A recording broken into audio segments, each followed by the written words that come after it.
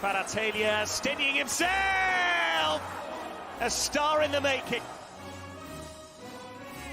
And there's the only goal! Sabiri with it! After 11 years, once again, Milan are the champions of Italy.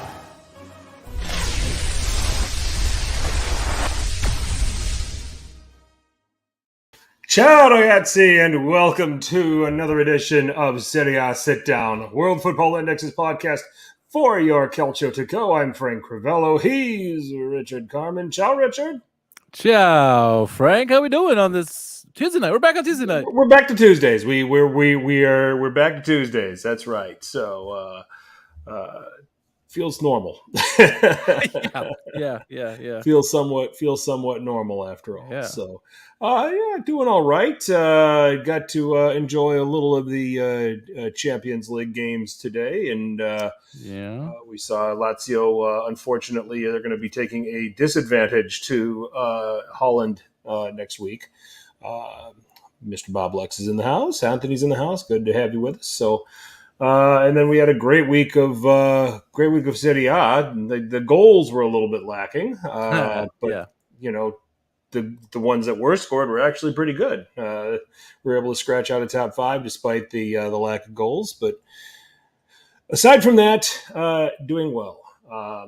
Anthony had his first sleepover where his friends came over. So, and I'm just going to prepare you for the toll that takes on you as a parent. I didn't. I thought you meant the Anthony in the chat, and I was like, "What? No.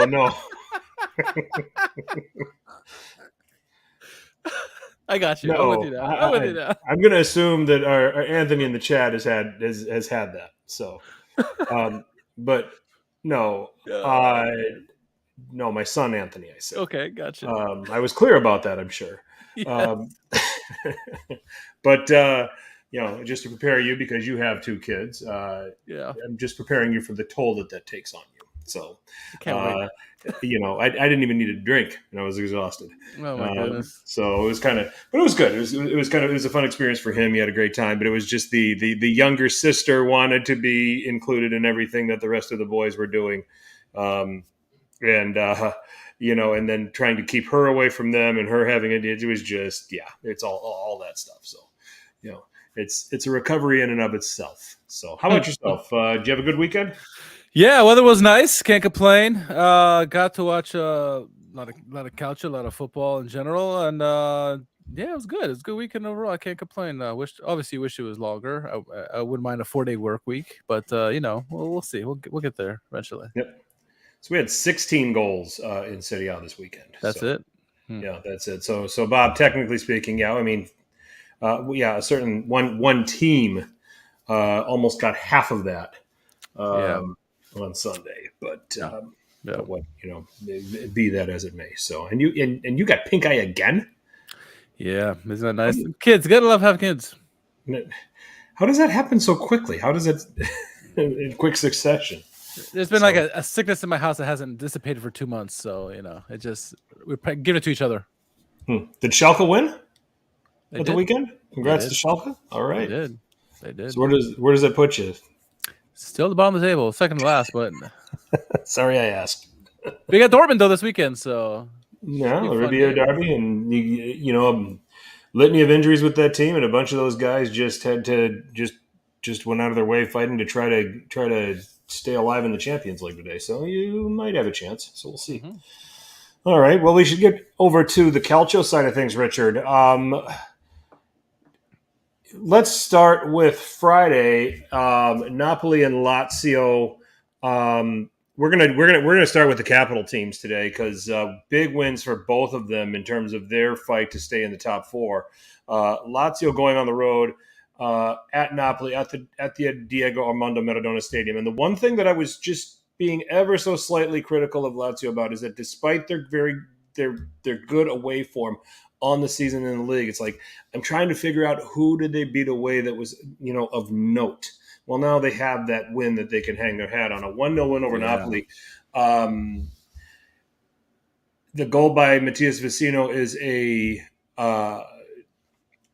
goal of the week candidate. It was a nicely taken volley.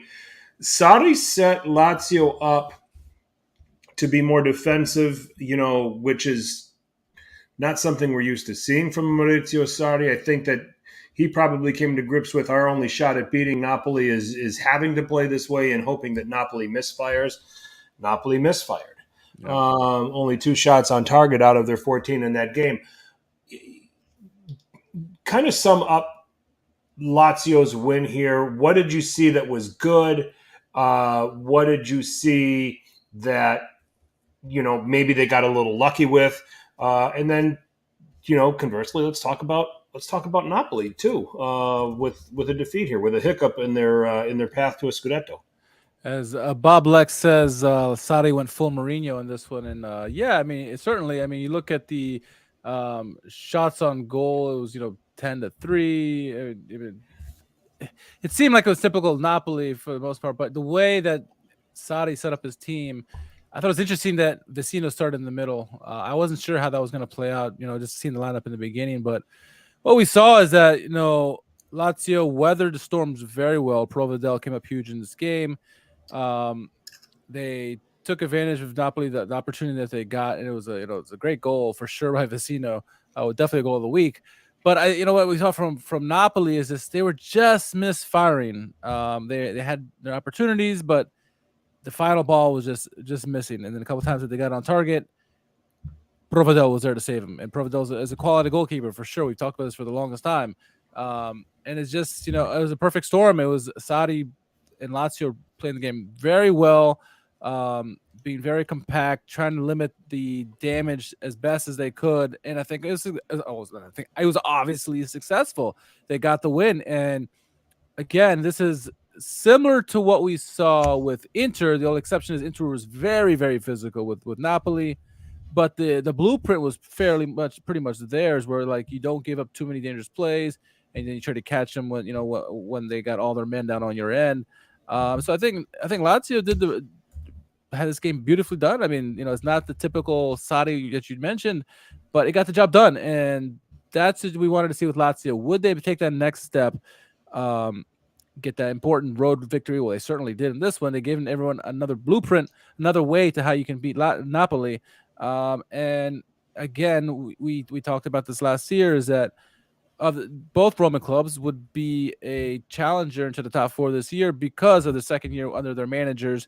Granted, the new wrinkle that Sarri has brought is a defensive aspect to his team against a team that likes to have possession, and it was successful. And so I think kudos to Lazio all the way around. They get the credit. Yes, Napoli missed their opportunities, and they have some blame to this, but I think you got to give more credit to Lazio than you do blaming Napoli for their loss in this one. What are your thoughts? Well, my thoughts are, I mean, don't look now, but Lazio have the second best defensive record in the league at 19 goals conceded. I was very concerned for them going into this game without Nico Casali, who I think has been their best defender this season. But I think you have to give a lot of credit to whoever Sarri puts in that regista position. Yep. Okay, and this time it was Vecino, and he put in he actually put in a very good all around performance. For me, he was the best player on the pitch. But when he's not in there, Danilo Cataldi has been giving you a lot of very good performances too. This is a significant step up from where they were with Lucas Leiva. And what would we say? I think I said it last week. I said Lucas Leiva was just a turnstile. This deep in his career, and it was a glaring problem for Lazio defensively. And now they have shored that up somewhat. And it really didn't take much shoring up. I mean, when you look at what Lucas Leiva gave Lazio in the autumn of his career, it's not going to take much to improve off of that. Okay, and you got Vecino and Cataldi, who put either one of them in that role, and it's an upgrade, and it's worked out. I think that you've got a player in Sergei Milinkovic-Savic who, people look at the goals that he scores sometimes from coming out of the midfield position, but I don't think people appreciate the overall box-to-box element of with which he plays. I think another key player in this role, another key player in this lineup that I think you have to give a lot of credit to for the role that he was asked to play in this game is Felipe Anderson. playing on that right-hand side, and having to track Kvaratskhelia, having to do some of the supportive work and having to do some things like that. I thought he was very impressive. And once again, as a winger, this has been a long time thing with Felipe Anderson. I can go back to the very early years that we did this podcast and his first time around at Lazio. And the thing that we raved about was that the all-around work that he did. Yep. Intercepting the ball, winning tackles. I want to go and real quick. I know that he had like 4 tackles won and he had like 2 interceptions. But winning ground duels, winning in the air, committing himself, to whatever it's going to take to help the team win. I don't think that people look at those sorts of things. They look at, well, what do you do in the attack? What do you do with the ball at your feet and that sort of thing. But Ezio Sarri's got guys that can win games for him, and then he's also got guys that are not afraid to go in and do the dirty work. And I think that that's what's made Lazio be able to sustain some success this season, and in particular get these 3 points here against Napoli. I come over and I look at the Napoli side, and I just chalk it up to just a bad day, and they misfired. It's really all I can say about it, because I look at them statistically, I look at them on the strength of their performance. Can't really complain a whole lot about how they played. They just didn't score. So yeah, and I think the other thing too was that, like, between the two teams who've beaten Napoli this season, right? First, Inter, they fouled a lot. They got a lot of yellow cards against them. Really frustrating physically. This game, what we saw is that Lazio were composed, as Anthony said. They collapsed. They really forced them to be on the wing back side. Kind of, sort of took them out of their element, even though they are kind of comfortable with that. But what we saw is that Lazio, when they got the ball, they were patient with it, and they made Napoli more and more frustrated, forcing them to make more fouls. So in this game, we saw Napoli commit more fouls against Lazio because of that frustration that they couldn't get the final ball in. Lazio were, very comfortable with the ball when they had the possession, the few chances, right? And it just made Napoli frustrated. And as the game goes on, a team like that who's expecting to score goals early and a lot, and you start having that 0 continue on for the rest of the game, you just get frustrated. You start throwing fouls around left and right. And for Lazio's part, they were composed. They only had 2 yellow cards in the game, which is the same as Napoli. And so credit to them. They did what they had to do. Every person played.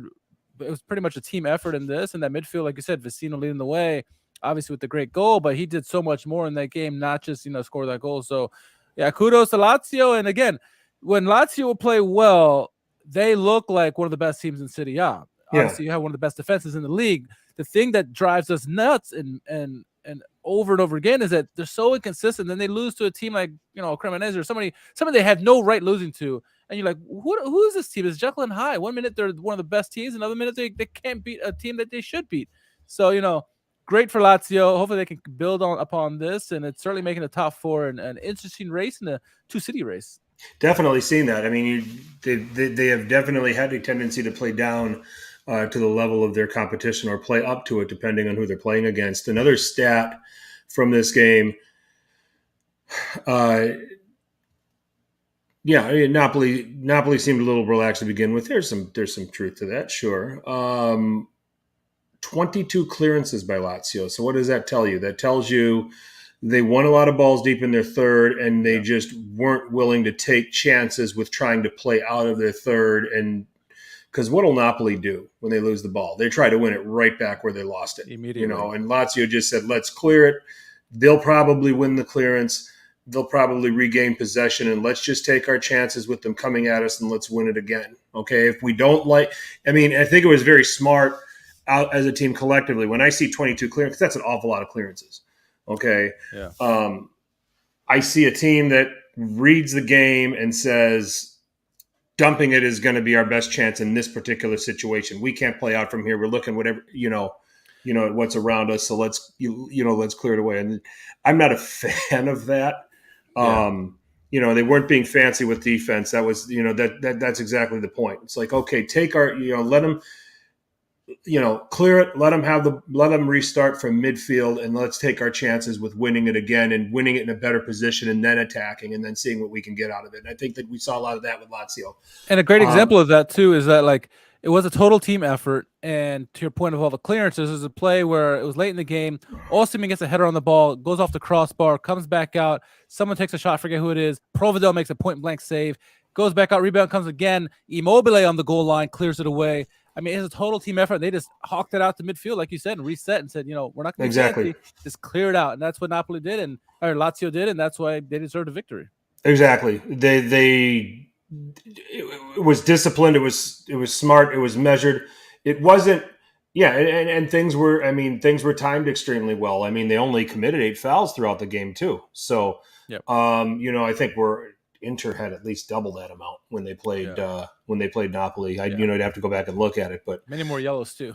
Yeah, very, very much so. So, I mean, what else can you say? I mean, and Napoli just chalk it up as didn't go your way. All right, yeah, you're still 15 points clear, and the Scudetto race is not back on. Anybody that's trying to come out and try to sensationalize this is crazy, because it's still. But I think my prediction of Napoli clinching this at the end of match week 35 is looking a lot better now. So, so we'll see what happens. Kyle saying the best way to try and get the better of Napoli is to let them come up the field, don't engage, but when they get into certain areas, just really condense space, double up on certain players. Sure.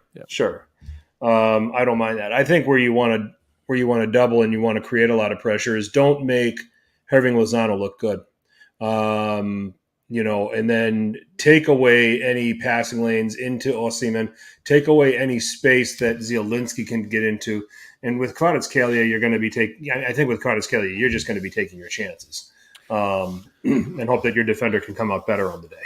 Yeah, and I can't be critical of Napoli. I mean, they had a lot of opportunities themselves. Yeah. They just couldn't finish, right? But my one, if I'm going to nitpick, and I will nitpick, is I think Kvaratskhelia has an opportunity to learn from this, because he made a huge mistake in the game that cost his team the game, where he goes for a clearance. It's a poor clearance right to Vecino, freaking worldly volley that gets a goal in there. Kvaratskhelia is going to learn from that and do better next time. But, sometimes you have to learn from your mistakes. And again, that's just being nitpicky with him, because I think overall Napoli were fine. They just got beat. Like somebody said in the chat, you're not always going to be 100%. No team. You're not there's only there was one invincible, maybe two if you count Milan as well. Back in the day, and I'm talking about Arsenal with Bob here, but for the most part, you're not going to be 100% all the time, and you get punched in the mouth sometimes. And Napoli weren't bad. It just they got beat by a better team today, or that day, I should say. Can't clear a ball high and wide. He's never going to make it in this game. Never going to make it. He's Poor rubbish. He's guy. Rubbish. Sell him. Anyway, so that was Napoli Lazio, but the other Roman club said hold my beer, didn't they? Yeah, and we're obviously talking about Roma hosting Juventus. Big game. It's I would say top table clash. I had the jokes about the Juventus being a mid-table team, whatever. They're a good team, right? If they didn't have the 15 points, they'd probably be second in the league. But it was a good game nonetheless. Look at the lineups in this one. I thought it was interesting from Sarri's men. They wanted to go with a false 9 and Paulo Dybala up top, which was interesting. You knew when you saw this is automatically going to be a counter-attacking game. You want to give Juventus the ball, let them kind of create chances on the counter-attack. And I thought what we saw from Roma in this one, certainly an interesting lineup. I love seeing Spinazzola and Zalewski on either wings. Cristante and Matic in there. They're going to try to clean up the game. And it's good to see Wijnaldum back, right? Wijnaldum with Pellegrini and then Dybala. It was a good, strong lineup, I thought. And, with Juventus, pretty standard lineup, 3 at the back with a 5 in the middle. Fagioli going to start in this one. And then, obviously Di Maria and Vlahovic. Good game. It was a lot of chances, I think, going both ways. Roma did get the all-important win with Marco Materazzi getting the goal there in the 53rd minute. But I mean, look at the game was a lot of chances both ways. I think in the 26th minute or something like that, Paulo Dybala forces Wojciech Szczesny to make a fantastic save, right? I thought for sure Dybala was getting that goal there. And then a little bit later on, Cuadrado had a free kick that hit off it forced, I think, Rui Patricio to make a great save. Also had off the crossbar a little bit later in the game. So there was some back and forth, but I mean, eventually Mancini did get a freaking incredible goal from distance. I call him Marco Materazzi for many reasons, but we'll get to that point a little bit later in the game. A lot of opportunities going both ways in this game, I thought, but ultimately Roma would hang on. It would be a red card in the game, which is why I referenced Mancini and Materazzi. He kind of drew the foul on Moise Kean. And real quick before we get into the rest of the game, thoughts on this red card and the whole play? Because obviously what Moise Kean did was unacceptable. But I mean, thoughts on the overall play and Mancini drawing and his delayed reaction. I mean, what'd you make of all that? Well, can't deserve to go off. I mean, Sure. You can't violently kick at a guy, and it was deserved. I mean, now it was. Did Mancini maybe bait him into it a little bit? Sure, but I mean, I think that's just the territory with an experienced player. Yeah. So we see it happen. We see it happen quite a bit, and just as a young player like Moise Kean, just needs to understand, don't take the bait. Yeah. So, but I don't know. It's a red. I don't think you can really give Mancini anything for his role in the situation, because with respect to the rules of the game and with respect to the laws of the game, he really didn't do anything wrong. So, but. I would disagree. I would disagree with you just slightly. Okay. I think Moise Kean deserved a red for sure, right? You don't kick somebody up there. You're not Eric Cantona. Even Eric Cantona is going to get a red, right? But I thought, and I agree, he shouldn't have taken the bait. But Mancini, I mean, you watch replay. He's dragging Moise Kean by the arms. His legs are literally dragged on the ground. He's just dragging him, and I can see why Moise Kean would have kicked him. I probably would have kicked him too, considering who the person is. So, I mean, I think at minimum, Mancini should have got a yellow card in that situation. But, again, and not to take away from what Moise Kean did. Moise Kean should have not done that. You saw Allegri's face, completely pissed off at Moise Kean. Really ruined their chances of coming back in this game because, I mean, with Chiesa coming on late in the game, really got a spark for them. And Kean comes in, red card comes out, like a Balotelli or even a Matri situation, which we'll reference in Who on Couch at Twitter. But Mancini, this is who he is, right? He is. I call him Marco Materazzi because this is what Marco Materazzi was known for. Always did. He did this in the World Cup. He's done it in his whole career, where he would be that guy where he'd bait you, take the foul, and then dive and scream bloody murder. I'm dead, and that's what Mancini did. And to his credit, he does that very well, right? And he got the goal in this game, but he is not without fault in this situation. But again, Moise Kean deserved a red, 100%. What do we say though? It's not the instigator. It's the retaliator that always gets caught. Yeah. So. Yeah. Feisty game though, wasn't it? It was a feisty game, I thought. Which you should expect from two teams like this, the way they're managed. And their managers. Yep, and their managers. Very feisty game, but you're talking about Sadi going full Mourinho. Mourinho went full Mourinho. In this game. Just looking at some of these statistics, I mean, there's the one red card. There were 6 cards altogether in this game. Roma chopped their way a little bit. I mean, we talked about how Lazio was maybe a little bit more disciplined and then you talk about clearances. Roma had 23 clearances in this game. So this must be something that they're doing on the Capitol with just getting rid of the ball and not taking chances. So, just a very strong, measured performance by Mourinho. And when you looked at the starting lineup, you knew what they were going for with the insertion of Wijnaldum in the lineup, and then Dybala, playing as a false 9, if you will, in this in the Christmas tree setup that they had. Tough game for Spinazzola. He got booked. He was in some really good form, still is. But for me, the best players in this game. I'm going to Mancini was my man of the match, and then I think you can make Rui Patricio, Chris Smalling, and Roger Ibanez. You could probably all put them in as a collective. Yeah. Because I think they all held up well against the back line. I think certainly Di Maria got his licks in, but you hold Dusan Vlahovic to 2 shots over the course of 90 minutes. And really, what did Roma do? They kept everything in front of them. They know that Di Maria is going to try to do some things, just get compact with him. Yeah. Discipline. You know that having Quadrado and Kostic wide, that they're going to get the ball wide and they're going to serve the ball. Kostic certainly more so. And you just make that predictable. And then when they do get into those crossing positions, you deny the cross. And Kostic crossed it 5 times. Quadrado crossed it 3 times. So there was a lot of that going on too.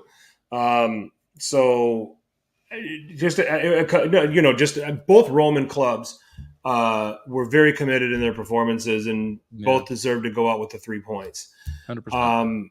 Let me ask you this: seeing a lot of shtick about, Carlo Garganese was giving Dusan Vlahovic some shtick here on Twitter. Yeah. Mm-hmm.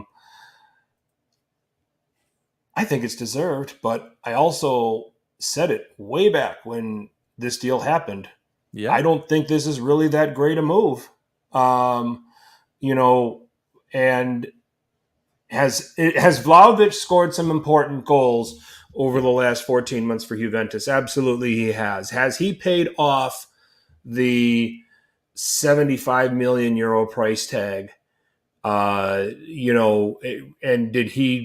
has he delivered on the expectations that you would want for the kind of money that Juventus committed to have him there? And the quick answer to that to me is no. Correct. He hasn't. So I wanted to get what you thought about that. Yeah, and I was going to actually bring this up myself because, a lot of Juventini have been showing the statistic about, he's not as good as he was at Fiorentina and statistic-wise. And it's like we said when he first joined Juventus, this was going to happen.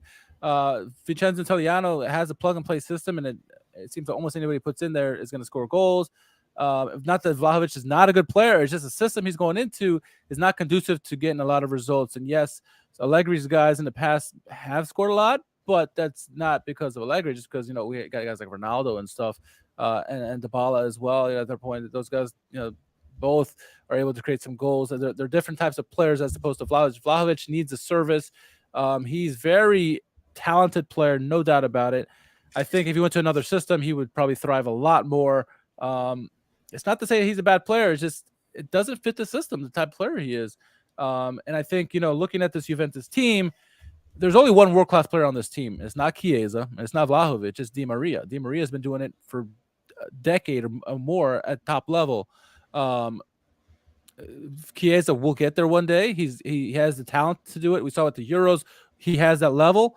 He's got to be healthy, right? Vlahovic is still young. We saw glimpses of that in Fiorentina, and then he's had some big goals, like you said, but he's got to bring it. Eventually, to be a world-class player, you have to be at that top level for many years. That's why we call guys like Koulibaly in defense why he was a world-class player, because he was one of the top defenders in the world for a decade, right? With Napoli before he went to Chelsea. And so Vlahovic is going to struggle, and I know a lot of Juventini are fearing that he's probably going to leave, and he probably should if he wants to be successful as a player. I think long as Allegri's there and the way that Allegri's got the team humming right now, I don't see why he wouldn't stay. I don't think the marriage is going to work out, and I don't see Allegri changing his tactics that drastically where it's going to feed all of a sudden Vlahovic to start scoring all these goals. It doesn't line up for whatever. Well, there's obvious reasons, and it sucks for him, and it sucks that they pay that money, but they're not going to reap. They're never going to get the money back that they paid for him. Will he maybe get some big goals? Absolutely, he already has, but he's not going to be that guy who's a catalyst for the team like an Ibrahimovic was back in the day, or Del Piero, or anything like that. He's not. It just not going to happen. Kyle's suggesting that he would do well at like a Bayern. Yeah. You think so? Okay. I think so. And I think that that's probably because the playmakers around the striker at Bayern are far more dynamic, and they can do a lot of different things. They can take a ball in line, they can dribble at you, they can come inside, they can come outside. I mean, you look at how Juventus are set up when they attack. You got Di Maria going all over the place, but Juan Cuadrado and Filip Kostic are on railroad tracks. Yeah. So it's very, very predictable in their play, and you know when they're going to cross. They're not, Kostic more so is not going to beat defenders 1v1 and then finish the play with a cross. Imagine Vlahovic at Napoli. Oh, dear Lord. Yeah, he would get goals. He would feast. Yeah. Okay, let's ask this question since Bob brought that up. And Napoli fans are going to absolutely throw me to the wall on this one. Okay. Kyle, get ready. Okay. If Vlahovic was in Osimhen's role at Napoli, would he have more goals than Osimhen at this point in the season? Oh, that's a good question. I'm going to say, I would say Vlahovic would have a lot of goals. He would not have more. That's not what I asked. But he would not have more than Osimhen. I think Vlahovic is certainly a fantastic poacher. He can do fantastic things in the box. He does not have the pace of Osimhen. I don't think he has the intelligence or the reading of the game that Osimhen has. That's a very underrated game that Osimhen brings, hence why he's one of the top strikers in the world. Not that Vlahovic is bad, but I think Osimhen is on another level when he's reading these games. I mean, the ball finds him no matter what. Vlahovic, he'll get in the right position occasionally, and he knows how to do the box stance as a poacher does.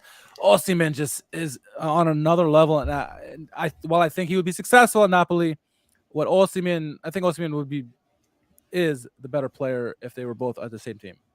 I mean, Simeone is comparable to Vlahovic compared to Osimhen.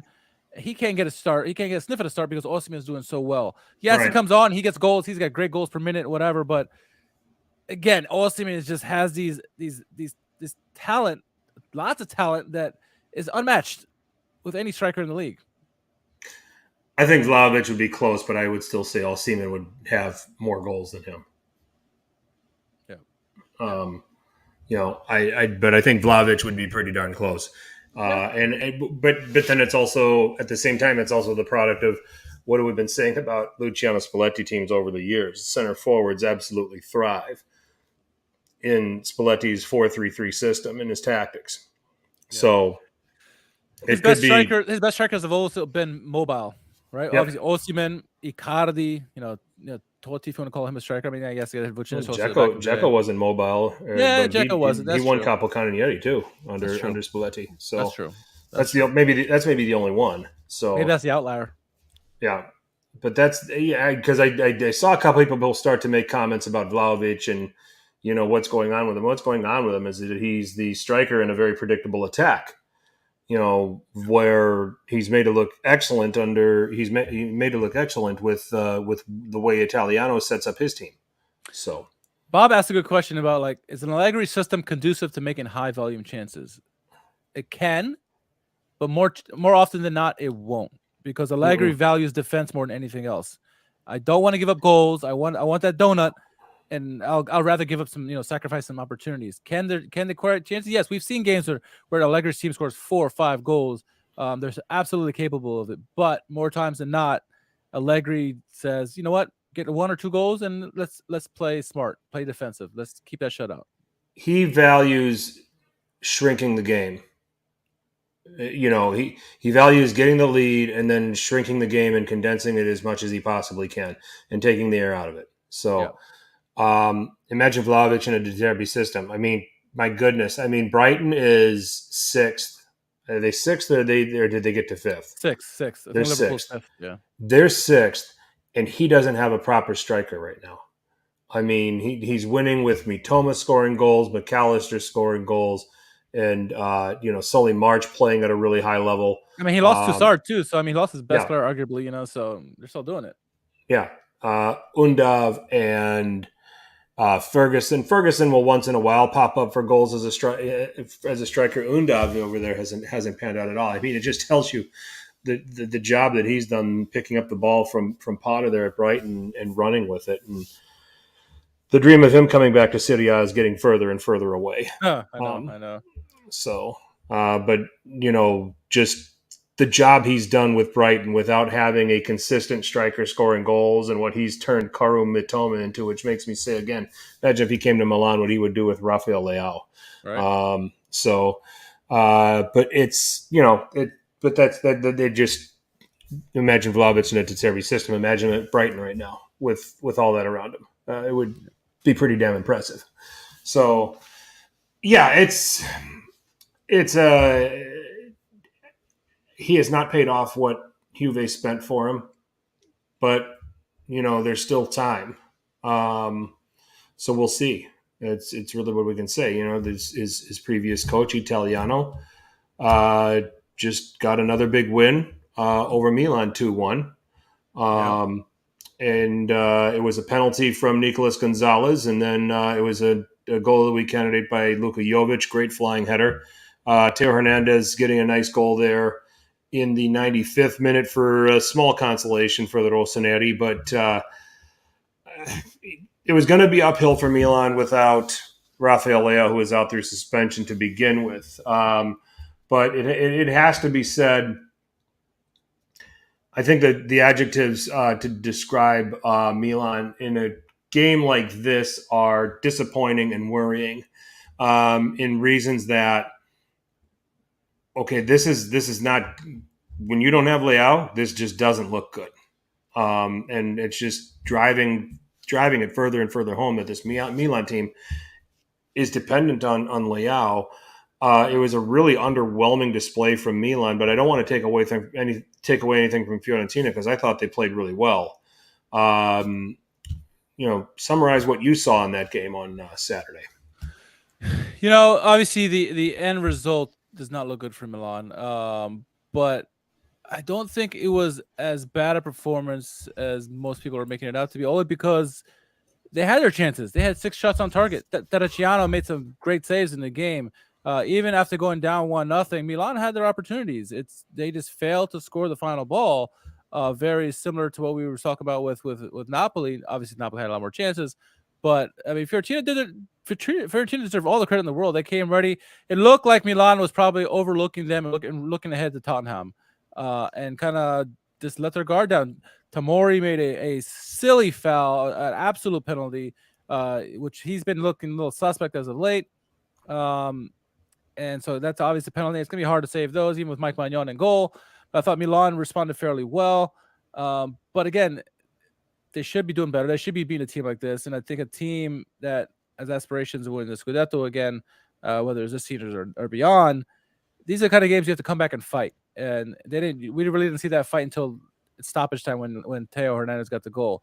Like I said, it wasn't as bad as I thought because I thought Milan had their chances in the game. Now, had they only had like 1 or 2 shots on goal, yeah, that'd be really worrisome for me. And the fact that they lost is still worrisome, but I thought they had the chances there. They just didn't finish. Right. And that's why I'm not like, oh, get rid of this team, blow it up or anything like that. Like a lot of people are, and get rid of Pioli because they had the opportunity. They just did not finish the opportunities. Yes, they need to figure that out. But again, you got to give a lot of credit to Fiorentina for really stepping up and continue their good form that they've had in both Conference League and in the league as of late. So, shout out to Fiorentina for that.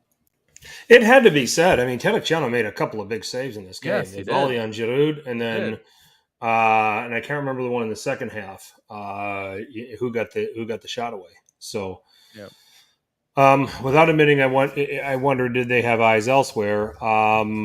And that's the question that we can ask. Well, let's remember this is still a relatively young team. Giroud aside, Zlatan aside, who are on the pitch. You've got that game in London that looms large.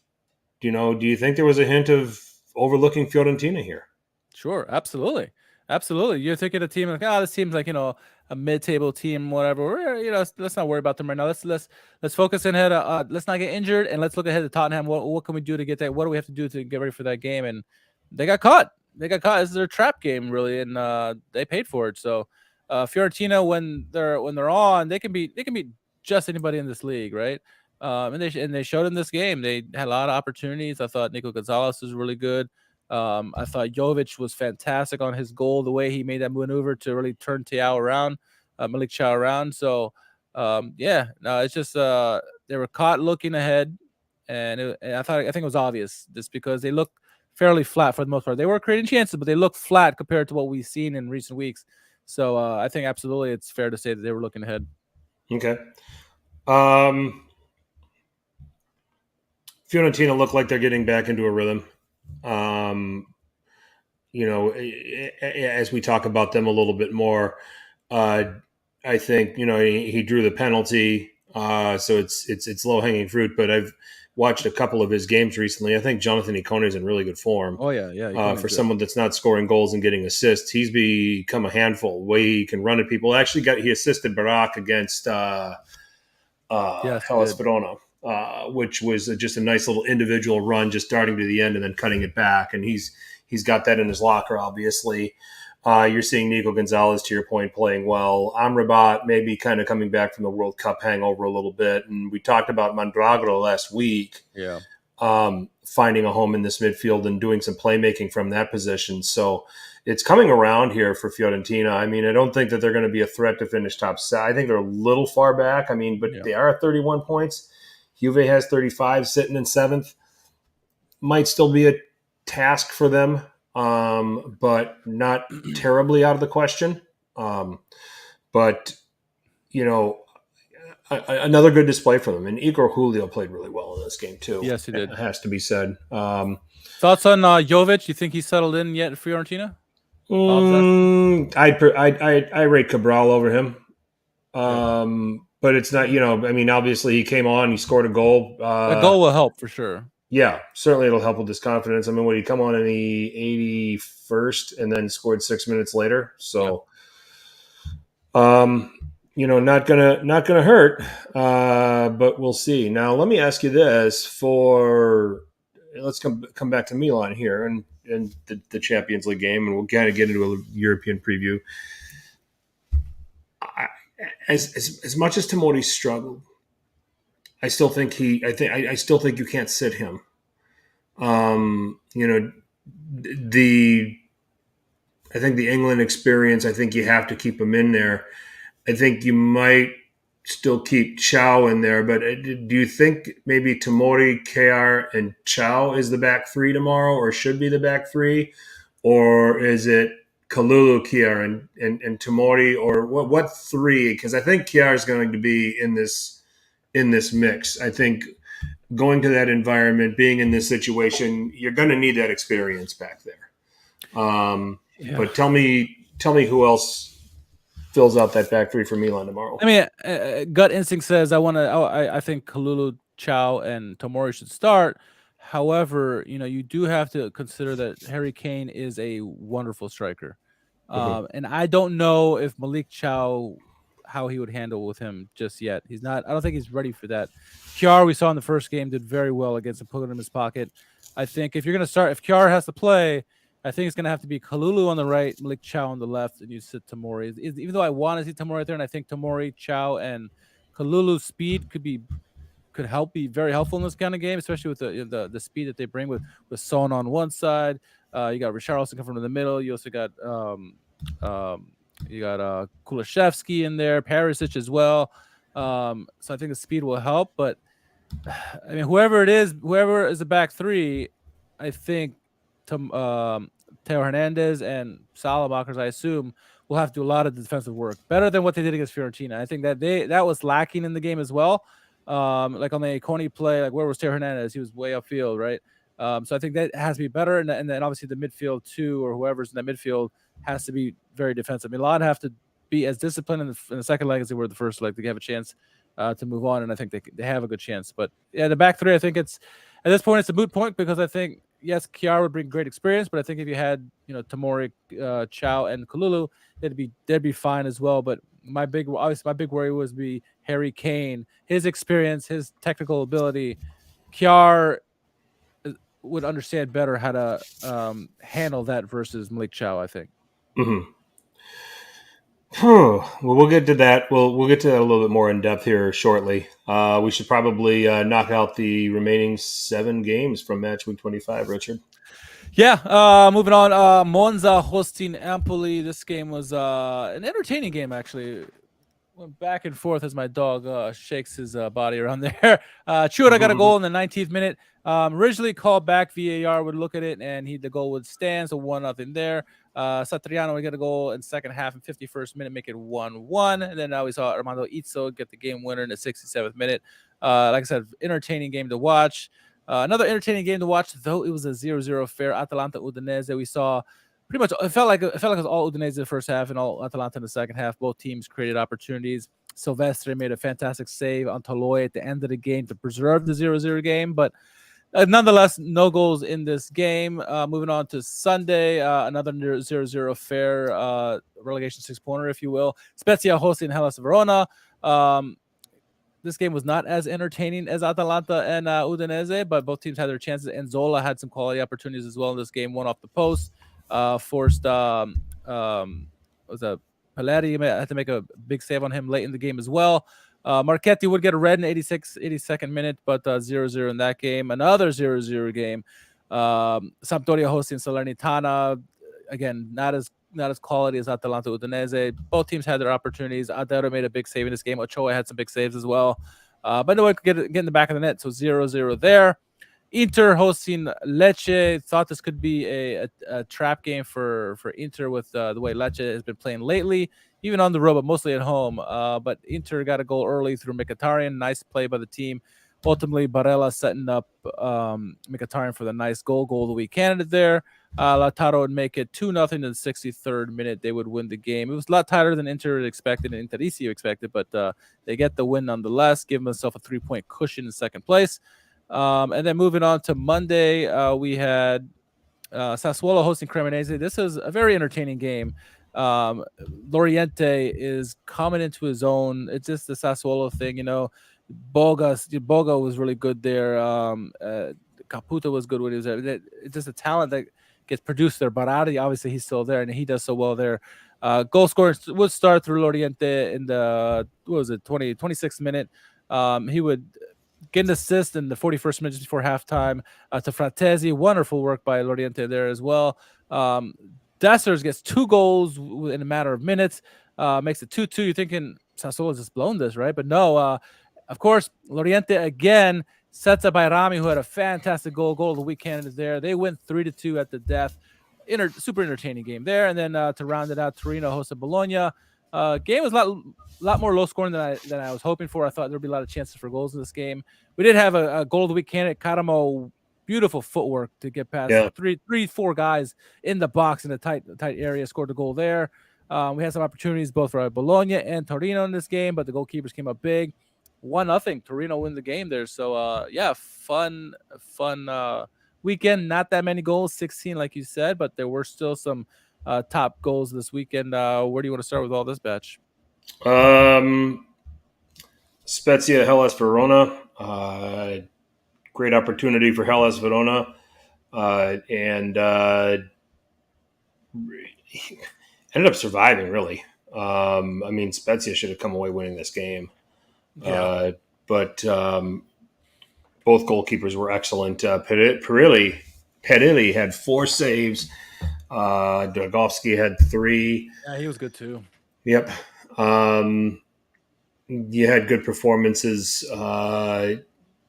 It's some good performances all the way around. I expected more out of it. I thought this would be the game that Verona win this, had Spezia get the 3 points. Spezia is on yet another manager now. Leonardo Simplici is now the manager.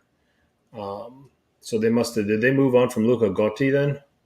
Yeah. So that's who it was. You know who I thought was good in this game? Ngonge for Hella. I think it was him, right?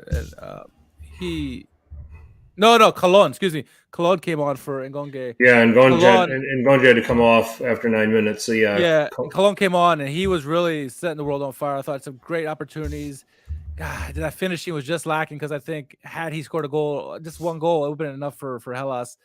He was really the creative spark for them. I thought maybe Lazovic would be the guy kind of pulling the strings in this one, but Cologne really surprised. Maybe a player to watch here down the stretch for Hellas if they have any opportunity. Just a great performance coming off the bench, and maybe that's what it was. He didn't have time to prepare, and so he's had himself a hell of a game. Sometimes when you get the preparation, like you get the notification the day before, you sleep poorly, you play poorly. So we'll see. But I thought he was really could have been a difference maker, and he had some great chances in this game that just fell slightly short. Yeah. Other than that, it just was pretty pretty much a dull week. I mean, Atalanta suddenly slumping here. Not only that, just struggling to score goals. Just one goal in their last 3 games. When's the last time we said that about Atalanta? Yeah. Getting the 0-0 draw against Udinese. Udinese struggling to win too. So just really strange game there. Sampdoria just can't get it over the line, can they? I mean, it's just it's bizarre. We got in depth about them last week. The team lacks pace. They lack a lot of creativity. Yeah. They were outshot in this game despite having more of the ball. Quagliarella came on for Giuseppe in the 61st minute. Didn't offer a whole lot.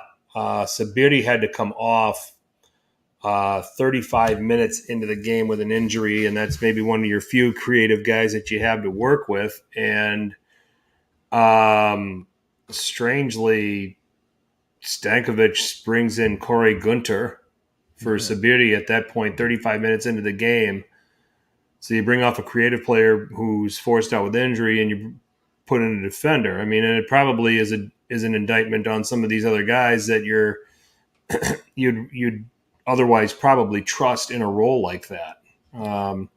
So, I mean, there is a bit of a laundry list of injured players also for Sampdoria. Judicic is out, Pusetto's out, Lammers was a doubt, so there wasn't a lot to work with to begin with. So I don't know if Stankovic has decided, all right, fine, we'll just try to take the 0-0 draw and get out of here. I really don't have anybody at this point. So,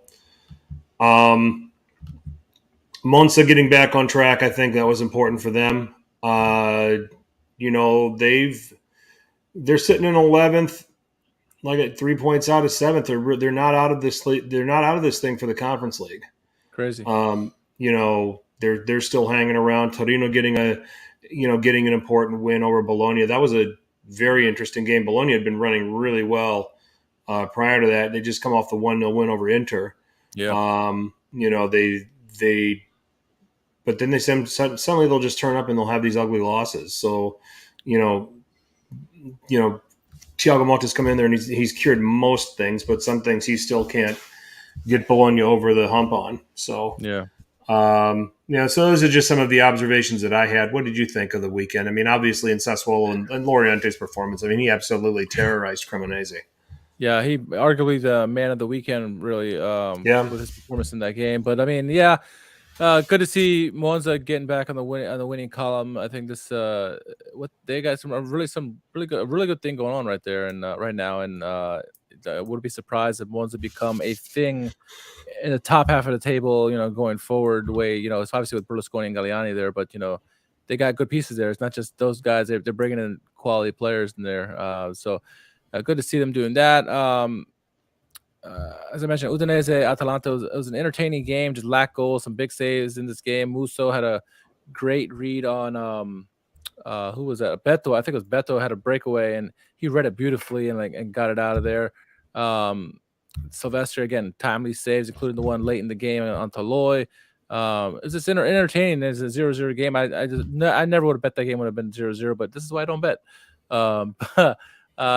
Bob, to answer your question about the center backs for Spezia, it's been really status quo for them. They haven't been good. They haven't been bad. They haven't been too bad. They're not the worst defense in the league, but they've hummed along without QBR. Again, they probably should have won that game, like you said, Frank. I thought Nzola is one of the best players on the bottom 6 teams, arguably in the league. He should probably find a home somewhere better next year. Because he is a striker who can create his own shot. He's very mobile. He's very versatile. Could read the game very well, and so that's one of the bright spots for Spezia. And he couldn't do anything in this game, though he came close a couple times. I'll touch on Inter. Inter, I think they struggled in this game, and obviously Lecce are a team that are fighting tooth and nail. They want that. They want to ensure survival, for next season. They got the early goal, which helped a lot. I think when Mkhitaryan scored, it kind of relieved some of the pressure. Onana still had to make some saves, right? But I think for the most part, Inter did well. limiting the danger shots from against Onana. And then I think Inter had their opportunities. They still need to do better on the finishing. However, I think they got the timely goal. Lautaro scoring that goal really relaxed them, I think. And after Lecce wasn't able to kind of put any real threat on Onana, I think the game was just seeing that game out. And I think it's a good recovery for them after losing to Bologna last week, where everyone's saying, Inzaghi out. Who do we get next, right? So that kind of calms those waters for a little while. It's going to be big for them, as it's an important week for Milan this week in the Champions League. It's going to be equally as important for Inter when their Champions League game comes, because how they perform there will tell you a lot about how maybe the direction of the manager will go for next season for both clubs, honestly. And both teams are expected to go into another round, I should say, especially with both teams having the lead. So we'll see. Ultimately, it comes down to two cities: city of Rome, city of Milan for the final 3 Champions League spots. And it's going to be a fun ride because you have both Lazio and Roma getting big wins this weekend. And then both, Inter, they struggled with their win, and Milan, they lost. So, it's all within 3 points for the 4 teams. It's hard to say who's going to win. Every week I still lean that the 2 Milanese clubs will have the advantage over both the Roman clubs for 2 out of the 3 spots, but anything's possible. And if Lazio and Roma continue to get big wins like they did this weekend, nothing's out of the realm. And hey, that doesn't mean they can't get second either. So even though it might be a stretch, it's fun to see that it's 4 big teams, 2 cities battling out for the final 3 spots. So just as entertaining as probably the relegation battle as well. So yeah, definitely. It's plenty to play for here. So it's still and just reflecting on that relegation fight. It's right now who can catch Spezia out of these 3 teams. Obviously, Verona having the best chance, but then I think Salernitana is still in this conversation. Lecce, it might just take a complete epic collapse for them to fall back into this. But been a while since Empoli won too, so that's true. That is true. Keep an eye on that. Yeah, keep an eye on that. And then I just wanted to come back to Bob's question about Spezia, since being without Kivior. This was their first clean sheet, and it's been a while. But the last 4 games, they've either given up 2 or 3 goals. So it has been a little bit of a struggle. So goals of the week for you? Goals of the week for me. Where did I put my goals of the week? All right, so my honorable mentions. It's gonna be goalie heavy. This Silvestri save on Toloi in the 89th minute. Also giving a shout out to Jovic's flying header. Great movement by him to kind of confuse Malik Chow.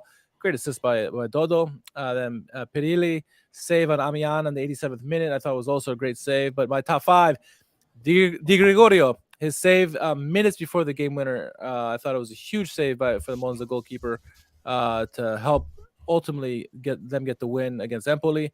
Caramo, dancing through 3-4 guys and getting that goal. Really fancy footwork by him that comes in number 4. Number 3, I got to give it to Marco Materazzi. Luca Mancini, wonderful goal by him from distance. Just power, placement there. Number 2, I'm going to the Napoli Lazio matchup. The double save on the goal line. Obviously, Osimhen gets a header. Provedel goal line save as Immobile as well. A fantastic play there. Really could have changed the game there had that gone in. And then number 1, I think Matteo Vecino, wonderful goal by him from distance. Huge mistake for Cavara, but what a thumping shot. I don't know anybody in the world is going to save that shot. The power it had, the skip that it had that really made it even go faster. That was just a great goal by Vecino. Yep. Good shouts. 5th for me is Jovic's goal to ultimately win the game for Fiorentina. Number 4, I'm going to go with Caramo with that individual effort for Torino against Bologna. Number 3, I'm going with Nedim Barami with the winner for Sassuolo, the volley over Cremonese. And then at number 2, I am going with Gianluca Mancini's goal for Roma to beat Juventus. And I'm with you on goal of the week. It is Matthias Vecino with the winning goal against Lazio. So those are my shouts for top 5 for goal of the week. Let's move the conversation, Richard, to Europe. Game today, Lazio. So good news, Lazio beat Napoli. Bad news, Lazio are painfully reminded why Luis Maximiano is a bad investment because Maurizio Sarri decided to go with him in goal for this Conference League game against AZ Alkmaar. AZ Alkmaar had 2 shots on target and scored both of them. But it started with Pedro scoring, getting assisted by Mattia Zaccagni. And then it was Kerkez scoring in the 62nd minute, played in by Jesper Karlsson. And then that was the winner in the 62nd, just before halftime. Karlsson had 2 assists in this game, was really good. But Pavlidis, who's been AZ Alkmaar's leading scorer this season, scored to level things before halftime. So Lazio won on the stat board, but lost on the scoreboard, and just coming down to one decision in terms of giving Provedel a rest, it's going to probably come back to haunt their Europa League chances, don't you think? Right? Yeah, Conference League chances, I should say. Yeah, we talked about, they had to win and get a positive result against Alkmaar at their home, because going to Netherlands is always difficult. Alkmaar is one of the top teams in the Eredivisie, and so good luck with that. I don't like those chances, and I think in particular in this game, I think Pedro and Sergej Milinkovic-Savic were particularly poor.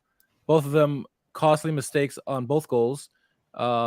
And so, as good as they were in the encounter against Napoli, I thought they were equally as bad. Uncharacteristic turnovers by both of them. Maybe if they're on the road getting those turnovers, it'd be like, okay, I can see the hostile crowd, but they couldn't figure it out, and it really cost their team. And they're not the only reason the team lost, but I mean, it was glaring to me to see the mistakes that those two were creating, and both of them their mistakes were so pivotal in both goals that Alkmaar scored. So, yep. Not much to say about this game. I mean, it really just came down to bad goalkeeping by Maximiano, but we warned that this is a good Alkmaar side. It was actually laughable when I went and I saw the some of the odds on this and saw that both teams to score, yes was at plus 120 and no was at minus 160, as if everybody assumed that Lazio was going to win and get a clean sheet, or maybe they thought Alkmaar was going to go there and win and get a clean sheet. And I was like, no, both teams are scoring in this game. So helped a couple of friends out with saying, well, if you want some action on this game, the both teams to score sitting on the plus side, go bet that. Because I don't see either team keeping the other team out. So, so that paid. They probably paid off some people handsomely. So, did you pick Lazio to get eliminated by Alkmaar? I think you did, right? I know I did. I don't last know. week was so long ago. I don't remember. I thought I had Lazio scraping through. Okay. I think Roma is the only team that I had going out at this stage between Europa and between the Europa and between the Conference League. Yeah. Let's talk about this Tottenham Milan game a little bit more here. Champions League, second leg at Tottenham Hotspur Stadium. Milan taking a 1-0 advantage there to Spurs. Some of the news and notes: Tottenham will be without Eric Dyer, who is suspended. So that is noteworthy. Calabria is out. Florenzi's out. They have Benacer listed as out on SofaScore. I don't think he is, though. Is he? He played today. So yeah, he played on Saturday. So I think that's a mistake. Spurs are going to be fairly shorthanded. Besides Dyer being suspended, Lloris is still out. So Fraser Forster's in goal. Basuma is out. Bentancur looks like he's out. And Sessegnon's out. Looks like the only unfit guys for Milan at the moment appear to be Calabria and Florenzi. Based on what I've got in front of me here, they say Benacer, but I know that's not true. They expect Brahim Diaz to be back. He trained with the team. Olivier Giroud, I think, sat out of a practice with an illness, but recovered from that, so he's back with the team. Spurs are good in transition, attack the space in between the right wing back and the right center back. And I I fully agree with Bob. I thought that was a big key for Milan in the first leg and what led to their success. Rafael Leao had a reasonably good performance in this game. He had some giveaways that were probably, still head scratching in the first leg at the San Siro. Him being suspended for the Fiorentina game might be a blessing here because he'll play. There's no way Pioli doesn't play him the full 90 here. Yeah. And then Diaz being available too, I think will change this dynamic a little bit here. I'm sticking with my prediction that we talked about last week. I think this game ends 1-1, and I think Milan go through. I think they get the score draw and go through. I just think there's enough struggle with Tottenham Hotspur, and they're going to have a midfield of Oliver, Skip, and Højbjerg. And frankly, I rate Tonali and Benacer over Højbjerg and Skip. The only thing I would say is that we've seen some pretty rough performances from Tonali of late. He's going to need to step up, and be in a position to boss the midfield. Is that what you see here? How do you think the game goes down tomorrow? Yeah, I was just looking because UEFA has Benacer out too, and I'm trying to see if he picked up an injury in the Milan game that I missed or something like that. So I'll have to keep an eye on that one there. But then I think I see the game that way as well. People got to remember that Tottenham are struggling for form as well. Bissouma suspended, says Mr. Boblek. So, but the core is out for the season. Yeah, so a lot of people are out, but. Milan have to pretty much play similar to what they did in the first leg. I think the big thing with them is what we saw in the Dortmund Chelsea game today is that you have to pay attention to the home crowd. And the home crowd in any second leg is going to be difficult, especially a place like London. Milan are going to have to ride that wave that's going to happen in the first 20 minutes at least, if not 30 minutes. We see them when they play Liverpool back in the past, how daunting it can be. And so if they can ride that wave, either get a goal themselves or keep it 0-0, I think they'll be fine. What the trouble always is when you go to an away game, especially the game where the crowd can get into it like it can in London.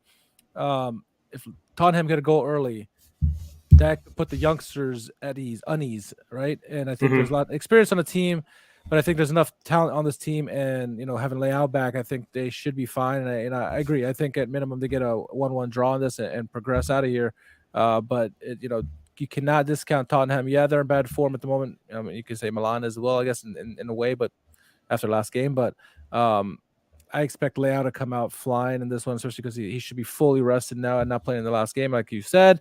And I think the midfield battle is going to be won, has to be won by Milan. And if you add the wrinkle, what we saw with Teo Hernandez, possibly not only attacking but also attacking in the middle. Adds to that midfield, dominance that they could have, and that could be really the key to unlocking the game. But, Teo and Salamanca is going to have to work their ass off offensively and defensively. If they do not help the back three, it could be trouble, and that's going to be a big key for them defensively. Is those wing backs have to come back and help. The holding midfielders have to be there to assist as well, because there will be moments when Tottenham will put pressure on, and so how Milan responds to that, especially early on, will be a make or break for them. Yep. Definitely agree with that. I mean, conceding early is going to be an issue. And I think that the way Pioli will have Milan set up is to avoid that happening. You just got to stay disciplined, avoid the silly mistakes, don't give away the silly penalty, the silly fouls around the box with some of the free kick specialists that Tottenham have at their disposal in the lineup going out there. And then hitting them on the break. I think it's a potential for a big game for Leao because, once again, I think that Romero is a booking waiting to happen, sometimes a sending off waiting to happen. And you're going to have Clement Langley back there in Eric Dyer's place, who is not the marking defender that Dyer is. I see Giroud getting some chances. So I think that combination of Leao and Giroud is live here. But I just, on the other end, you got to worry about Kane. You got to worry about Son, because Heung-min Son is starting to round into form a little bit here too. Ivan Perisic is going to create some problems here on the left. And, and Emerson Royale is going to keep Teo Hernandez honest. Okay. So, but I think it's the midfield that's the key. If Tonali and Benacer or Tonali and Krunic can get the upper hand over Skip and Højbjerg, and that is a winnable battle for them. I think that could set the tone and set Milan up for success here in this game tomorrow. So, yeah. And driving to my point about the form, people are saying, "Oh, Milan is struggling at the moment." They got one loss in the last 5 games. Look at Tottenham; they've had 3 losses in the last 5. So they're in a bit of rough shape as well. And so if Milan can catch them at the right time, do some good things, I think should be a progression out of the group, out of this round for Milan. But we'll see. Anything can happen. Yep, for sure. Okay, so we now go to let's go to the other games here that are going to take place on Thursday. Preview those. Fiorentina is hosting Sivasspor. Sivasspor is coming off of a 4-3 defeat at Karagümrük. Did I pronounce that right? Sounds good to me. Okay. But have been on a decent run. I mean, we talked about them last week. Said they're a mid-table team in the Turkish league. There's certainly some ability to score, but obviously, as evidenced by conceding 4 to Karagümrük, there's a tendency to concede as well. So, we talked about Gradle being a veteran player in this team. Ahmed Musa is a guy that they'll probably call upon, in hopes of getting some goals. Samu Saiz is a guy that we, that we might want to be concerned with when we're talking about guys that Sivasspor can throw at you. Clinton Njai, the Cameroon international. So we've talked about all these guys. Adam Ljajic plays for this Karagümrük team, huh? Interesting. I was wondering whatever happened to him. He got an assist in this game, too, and I'm looking at the box score. Wow. But anyway, we're not worried about them. So Sivasspor has their, but if Fiorentina, I mean, the way they're playing right now and the form that they're finding themselves in, this is pretty easy. This should be pretty easy for what do we call them? Fiorentina, to win this game. I'm going to go 3-0. I think it's pretty comfortable. Yeah, it is Pirlo's team. Thank you. Fatih Karagümrük. This was Pirlo's team. Yep. That beat Sivasspor. So yes. And he's got them in 8th in the Turkish league. He's got them. Yeah, they come up. They were pretty low, but they've gone on a bit of a run here. So good for Pirlo. He's got a couple of Italians on the team as well. So. Yeah, he's got Ricci on the team. He's good. He's dusted off Andrea Bertolacci. Look at this squad, man. I know. Davide Biraschi is in there.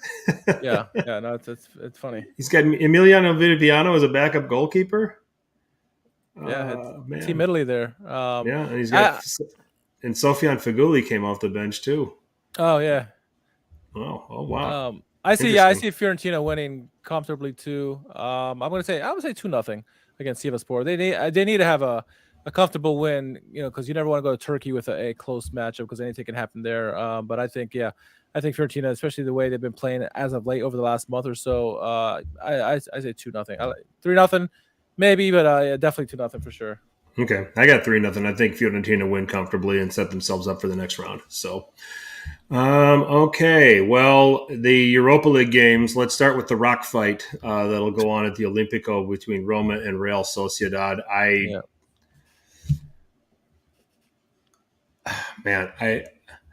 really want to say 1-0 to Roma to win this game. I have Sociedad going through. So if I say Roma win this game 1-0, then I'm saying Sociedad's going to win 2-0 in Spain. I think this goes 0-0. I don't know if there's a winner in this game. I think that Sociedad will set up to try to take some things away. They'll have some things on the counterattack that Mourinho will be willing to respect. But I also think Mourinho might want to try to counter Sociedad too. So right. I just don't have a good read on this game. Bob's going Sociedad. I'm going them for the overall tie, but here I'll go 0-0. I mean, if I'm predicting Sociedad to go through, I've got to have a scoreline here at the Olimpico that says that it sets up for Sociedad to get it done. And 0-0 is going to suit the Spanish side just fine, and I think that's what happens. Yeah, I mean, I too think Sociedad is going to ultimately go through and over the 2 legs here, but I don't know. I mean, I think Sociedad are very, very competent on the road. They are obviously at home. They're a decent squad. We've seen them many times in these European competitions and just La Liga teams in general. I'm gonna say a score draw. I don't want to say 2 losses for Roma. I say a score draw in this one. I think Roma can find a way to get a goal, but Mourinho's really gonna have to Mourinho the hell out of this game to get a result. I think point or draw. I think he's gonna have to, or win or draw. He's gonna have to park the bus and really play on the counter and be clinical on those opportunities that they have. Not that they don't have good players. I just fancy Sociedad's players that they have. They have some playmakers on this team, including 37-year-old David Silva too. That you can't discount him. Class is permanent. So yeah, 1-1. I say 1-1. Okay. And then finally, Juventus and Freiburg. This is an interesting game. The odds makers have Juve as a minus 154 favorite. They also favor that both teams won't score. So this is all going in the direction that they think Juve will win and win clean, not concede a goal. I don't agree with that. I think they'll win, but I'm going to go 2-1 here in the first leg. I think Juve is going to go through over the course of both legs. I think they're going to win 2-1 here, and then they'll try to shithouse Freiburg in Germany. Likely be successful, maybe get out of there with a score draw. But in order to do that, they got to take advantage of Germany. And if I'm picking Juventus to go through at this stage, then let's say 2-1 here. I respect what Freiburg does going forward enough that I think that they'll get something on Juventus's defense. So 2-1 to Juve. They'll take that advantage back to Germany for the second leg. You know who is a team that both Freiburg and Juventus have in common this season? Nantes. Freiburg handled them easily 6-0 over 2 games. It's including a 4-0 victory on the road. I say, you can't discount Freiburg. They are a good team, and I predicted Freiburg to win the 2 legs. But I think at the J, I think they get a surprising score draw. I think maybe like a 1-1. Okay. Maybe even 2-2. But I think it's a score draw, and I think Freiburg are gonna open some eyes to at least the Italian folk. Obviously, we all know Vincenzo Grifo. And you're going to see him in full throttle for sure. But I think Freiburg are a decent squad, and they're managed by a fantastic manager, I think. So, yeah, I think it's a shock for Juventini. But I think the goal will come somewhere. Freiburg's goal is going to come somewhere through their midfield. It's not going to come from Gregoric. I think Gregoric is a kind of striker that the Juventus defenders like to see. Yeah, because he isn't going to give them a lot of trouble, and I mean it's so unpredictable. It's going to take a complete lapse in concentration for them to allow Gregoric to score. So that's what so it's going to come from a Grifo or a Dawn or who's the other guy that they got through the midfield that's really good. What's this ticket fiasco that Mr. Bob's talking about? You know about this? I don't know about this. I didn't see anything about a ticket fiasco. Mr. Bob, you're going to have to chime in on this for us. I know that there was something with the Napoli game where they weren't going to allow the visitors to buy any kind of tickets. I know that. I saw that. But I'm curious to see. So. Kyle knows. Yeah. Grifo's going to be motivated to be able to play in Italy, against Italian opposition. So, some of these Italian players just can sometimes have this complex that they've been exiled from Serie A clubs and they just go and ply their trade overseas and they stay there. Yeah. We've got this fellow from Steaua Bucharest who might be getting called up to the Italian national team. Yeah. Did you see this? Compagno, I think is his last name. Yeah. Okay. So, but yeah, and you get the chance to come back to Italy, it'll certainly motivate you. So that'll be an interesting thing to keep an eye on within that game. So, but yeah, that's going to set the table for you guys for Europe for the rest of the week as it pertains to Serie A teams. What else did we have on this plate? I think that's it for that. That's it. Have we gotten through all of it? Yeah, we have. Wow. Mr. Bob says, so the Germans bought Juve memberships to get tickets, and then Juventini ripped them up and canceled them. Funny. Smart. Okay. Trying to get a little sneaky. So anyway. So that is the European roundup. We've gone through it all. There's only one thing left, Richard. The world's most popular hashtag game. It's time for Who Won? Calcio Twitter. Take it away. All right, starting it off, we're going to start it off with Mourinho. We just talked about it a couple minutes ago. And so the comment was, I'll read the comment here, but it says, Lazio are unhappy with Jose Mourinho's conduct in the U14's Rome derby. Mourinho reportedly booed a Lazio player when he was taking a penalty and told the young Roma players to waste time towards the end of the game. One of the most Mourinho things ever. So Mourinho gets a nomination in Who Won Calcio Twitter. I want to say that he had the senior team come help celebrate with the youth team when they beat Lazio, too. I think you're right. I think I heard that or saw that somewhere, too. So, yeah. All right. So, Italian football news at Foot Italia 1. Hakan Çalhanoğlu believes he is undervalued in his role, is not far off from the levels of Modric and De Bruyne, and explained why the return of Marcelo Brozovic is good for the team, even if it's competition for midfield positions. I mean, the balls on this guy to think he has anywhere level of Modric and De Bruyne. I mean, it's laughable. That's all I can say. It's I laughable. want to tell you this: he's having a good season, but he is not Kevin De Bruyne, and he's not Luka Modric. Oh, he's having a great season, but he is nowhere near their level. A little bit of a swelled head there. So. Yeah. Moving on to swelled head, Perisic is in the house. Malik Chow trying to stop Jovic, like. I don't think Chow would look like that, but he did get beat pretty bad by Jovic for sure. That is good. We've got at G_Kobianchi, Junior Macias, first half highlights versus Fiorentina. I got to play here. He's got like an Uber or something picking him up. Delivery man, huh? Okay, now he's got rope. Maybe this guy's picking him up. Oh my god. Anyway, it's a delivery check. So Junior Messias, not much of anything against Fiorentina. So apparently, oh my god. All right. This is 3 minutes. This is 3 minutes long. Yeah. I'm not gonna watch the whole thing. Okay. Moving on. Napolinissimo. He gets nominated here by Anthony as well, and it's I'll read the comment here. It's Juve giving Dybala the $4 million he deserves. Look at the side eyes. I'm going to give it to you. I don't want to, but I'm going to give it to you. All right. At Tony Malassi, 7. Art Vandalay. We're also inflating shampoo prices in reaction to average beans enjoyer at JFC_Sammy saying, notice Nipples is not in stock. Smallest club in Italy, in my honest opinion. I don't put the whole picture there. So notice how Nipples is not in stock. Is that who he's calling Napoli? Nipples? Yeah. Oh, good Lord. All right.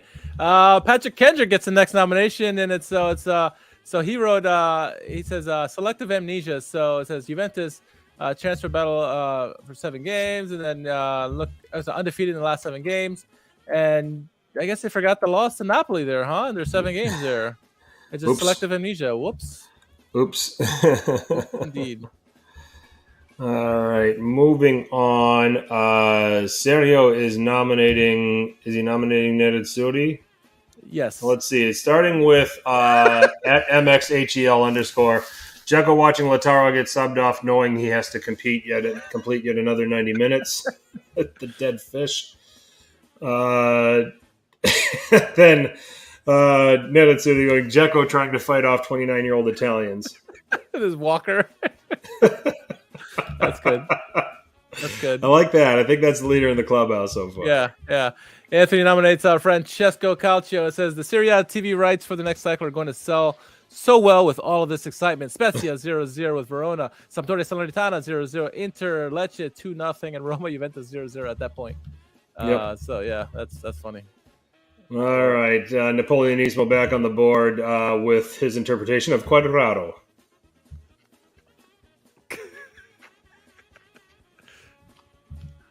Just running around, dancing around, not doing anything. All right. Oh, okay. Moving on. Saeed, that's what Saeed said. Moise Kean highlights versus versus Roma. Comes on, and game's off. Game's done. Game over. 13-second appearance. Pretty much what Moise Kane had. So. Yeah. Oh, that's good.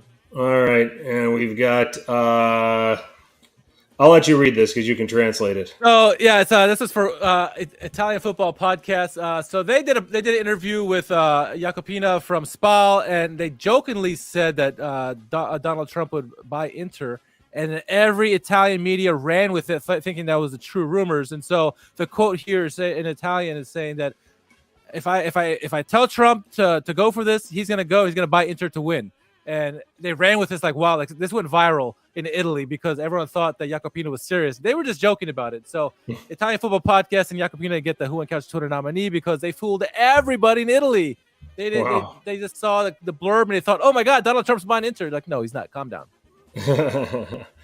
All right, at Scaloni fan, our friend Don Totti, NYC Juventus is taking this loss to Roma harder than I thought.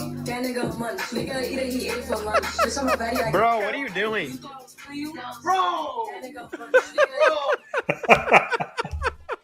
Oh, We got to play the whole thing.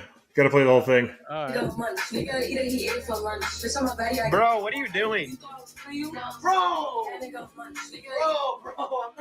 Bro, I'm not doing anything, bro. Why are you recording me, man? What was that? It's not what it looks like, dude. I don't even like that song, bro. Bro, come on, just delete that, bro. I think that this video is going to cast a wider net than what this poor bastard might like. So. Oh my gosh. All right, Napolinissimo. The next one, it's Freiburg fans trying to enter the Juventus stadium, and it's Max Verstappen trying to get in and can't get into Red Bull headquarters.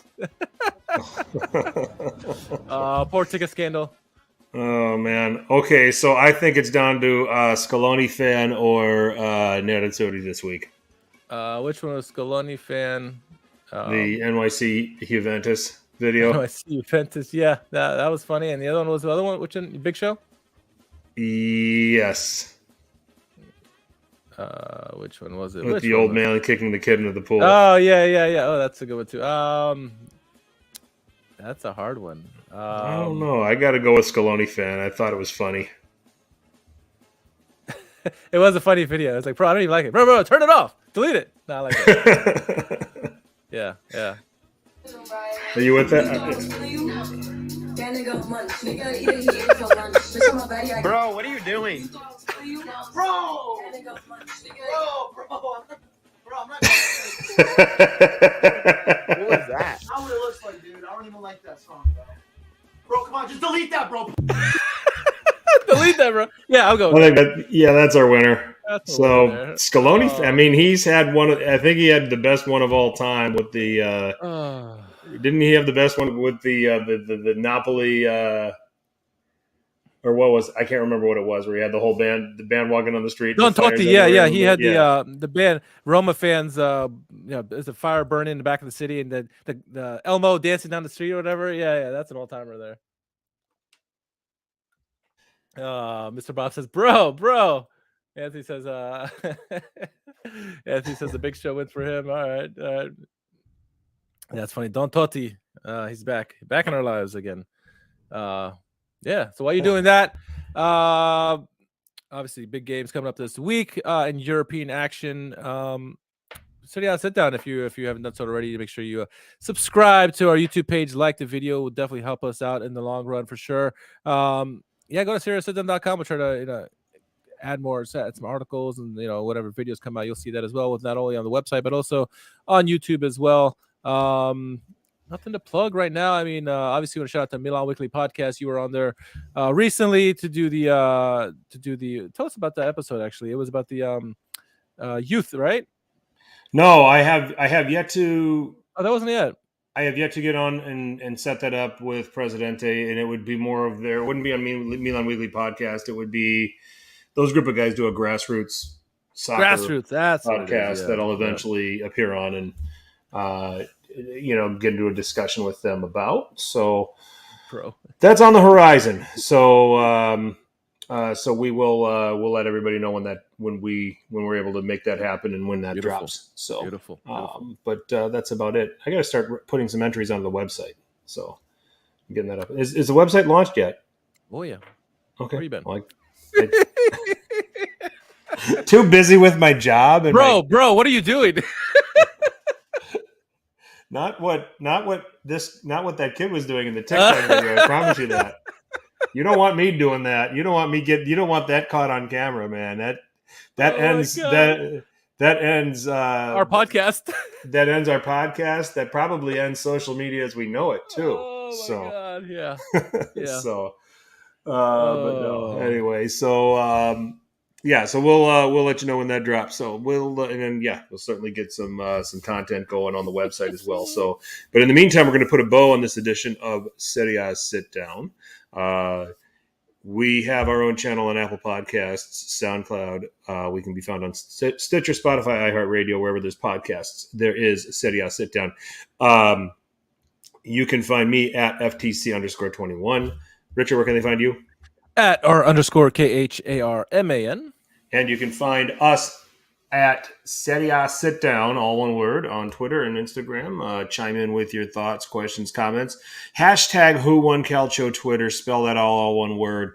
If you want to nominate something for future Who Won Calcio Twitters, please keep it clean, civil, funny, without being terribly offensive. If there's something offensive, we won't read it. So, just to warn everybody, we've got Roma Sassuolo this weekend, Richard. We've got Napoli Atalanta this weekend. So some interesting games here in the grand scheme of things.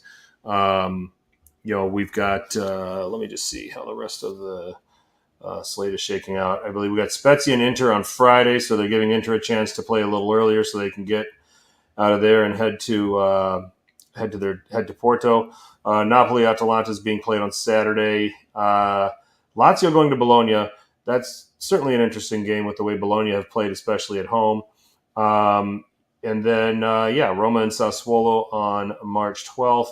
Milan will play Salernitana on Monday. So, so we've got Napoli Atalanta, Roma Sassuolo. Some early thoughts on those games? Roma Sassuolo, you would think it'd be a high-scoring game, but it won't be. I think it'll be a low-scoring game, which is going to play to Roma's hands. But don't discount the way Loriente has been playing with Sassuolo. I think they have a chance to get a draw on this one. And then I think Napoli-Atalanta is going to be an entertaining game. I think Napoli bounced back, but it's going to be a big test for them just because, Atalanta have the potential to, they have the defense every now and then they can score goals as well. So it's going to be a good test for Napoli, but I think Napoli prevail on this one. Okay. I am with you. I think Napoli get back on track. Atalanta just struggling to score right now, which, I'm not with you, Bob. I don't think it'll be goals. I think it'll be a comfortable Napoli 2-0 win. I think that they'll make Atalanta look pretty ordinary, as Atalanta have been playing. So we'll see. You might be right and I might be wrong. So, but we will discuss that and everything else. Serie A. How does next Tuesday sound? Sounds good. All right. We'll be back with you all next Tuesday night, 9 p.m. Eastern, here live on our YouTube channel. Until then, for Richard, I'm Frank. Make sure you tell your paisans about us. Ciao.